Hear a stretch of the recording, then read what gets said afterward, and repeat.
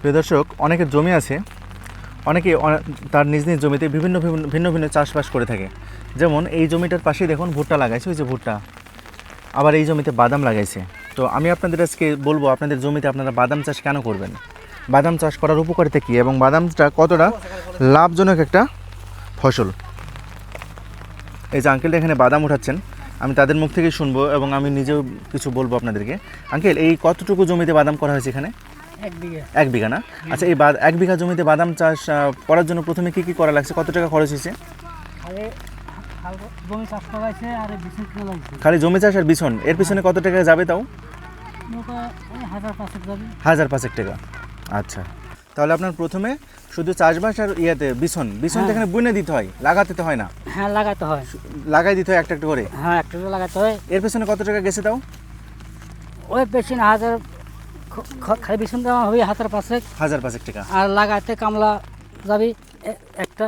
আচ্ছা, এখন বিষয় হলো এই 1 বিঘা জমিতে কতগুলো বাদাম পাওয়া যায় ওই ভালো ফলন হলে? 12 মন। 12 মন। এক মনের দাম কত যাচ্ছে এখন? এখন যাচ্ছে 3,000। 3,000 টাকা। তাহলে 3 12 36,000 টাকা। খরচ বরচ বাদ দেন 6-7 হাজার টাকা, তাহলে 30,000 টাকা। হ্যাঁ, তাহলে 30,000 টাকা মানে খরচ বরচ বাদ দিয়ে থাকতেছে। যাদের বেশি জমি তাহলে তো আরো অনেক টাকা আসবে।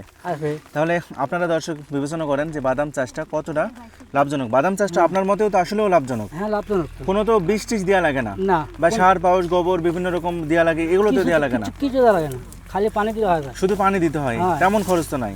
না, জমিতে রস না থাকলে পানি দিলে তাহলে হয়। আচ্ছা আচ্ছা, তাহলে বুঝুন দর্শক বাদাম চাষটা কতটা লাভজনক, বোঝা গেছে? তো আপনারা আপনাদের জমি ফালাই না রেখে উল্টাপাল্টা চাষ না করে বাদাম চাষ করেন, ইনশাল্লাহ ভালো কিছু হবে। আর হাইব্রিড বাদাম চাষ করলে তো আরও ফলন। এইগুলো দেশি বাদাম, মোটামুটি ভালো ফলন হয়েছে। এই যে বাদাম, কাঁচা বাদাম। তো ভিডিওটি ভালো লাগলে অবশ্যই শেয়ার করে দিবেন।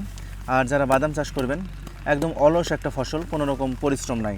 এই যে দেখুন কত সুন্দর হয়েছে বাদাম।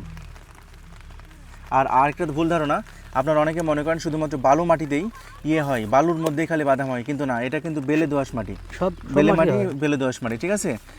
তো এখানেও হচ্ছে। তো ভালো লাগলে অবশ্যই শেয়ার করে দিন ভিডিওটা। ধন্যবাদ।